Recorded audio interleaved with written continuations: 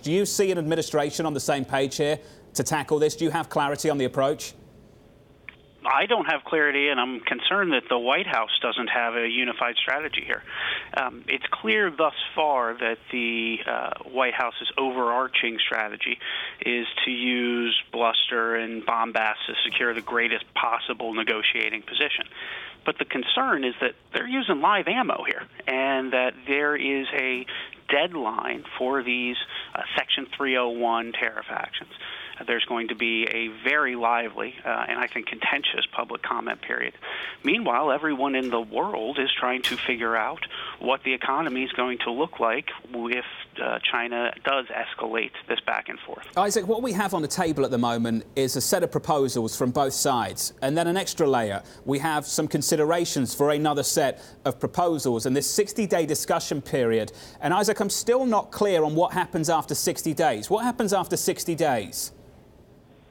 Well, I think first we've got to look at May 15th, which will be the public comment period. And there are going to be whole forests cut down to supply the paper that will be used to write these comments from all corners of public industry. And then at that point, at least my view, is that ultimately we are going to get some sort of a near-term deal that avoids the worst-case scenario here, which is the full implementation of these tariffs and possibly more. You know, I think we have to look at the past actions here, and there are three key points.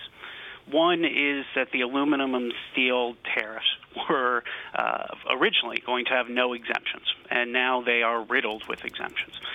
Number two is Nafta was something that the president repeatedly said he was willing to pull out of, but we are nearing a deal.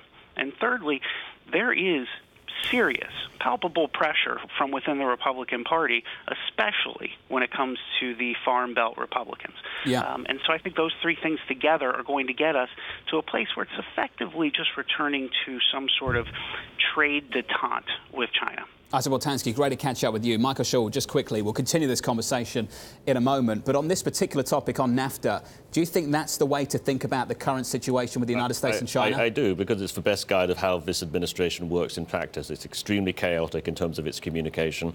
But there has been a negotiation behind the scenes that looks like it has a high chance of coming to a reasonable conclusion. And the outrageous things that came out 18 months ago don't seem to be happening today.